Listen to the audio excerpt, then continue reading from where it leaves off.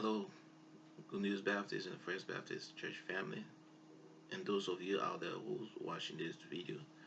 We want to thank God again this day to bring forth another encouragement as we go through our Take 5. And we'll be talking about finding uncertain joy in uncertain times.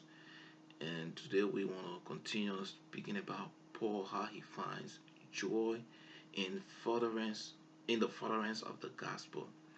Now, as we said earlier, Paul is in prison and bounds and chains, and with not by himself, but with the praising gods. And Paul used that situation to spread the gospel. He spread the gospel to the praising God, and even in praising, and the message of the gospel spread like wildfire in the praising. And the believers out there heard about what Paul was doing, how the gospel was being preached by the men locked in praising.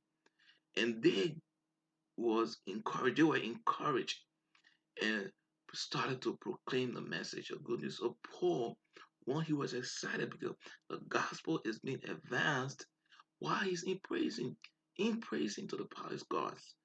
And also the saints out there were also proclaiming the gospel. And not only that, but Paul was also rejoiceful because even his enemies, they were preaching the gospel. So you see, the effect of Paul's imprisonment was having a greater progress for the gospel. And it was encouragement because it gave to other Christians in them. It was an encouragement that it gave to other Christians in ministry. In verse 14, Paul stated that most of the brethren trusting in the Lord because of my imprisonment. In fact, he said, because of his chain in verse 14, everyone were bold in preaching the gospel. Even his enemy, if we go down in the following verses, whatever motives they had in preaching the gospel, probably they thought they were doing it to hurt Paul, to cause him more distress. But at the end, Paul said the gospel was being preached with boldness, whether out of envy, a jealousy, but he was glad that the gospel was being preached. He may not be able to preach the gospel where he planned, but many of the other believers had gained confidence and they were speaking boldly about Jesus. Some others, like I said, was preaching out of jealousy, envy, rivalry, using his situation to get at him.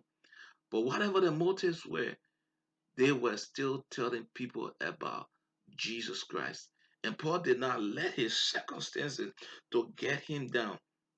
He did not let the efforts of others to try to cause him more distress, to battle him. No.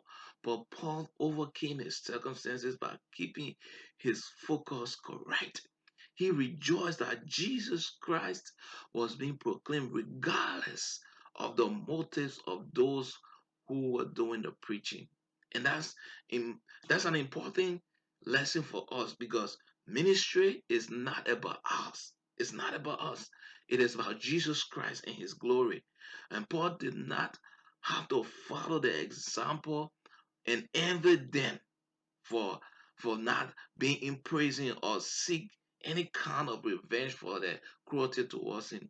But instead, Paul used his situation, his circumstances to glorify God.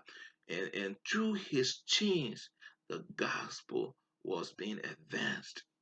Now, whatever you are going through, whatever your situation may be, whatever it is, you can use that situation and advance the gospel and say, this is what God's word say concerning my situation.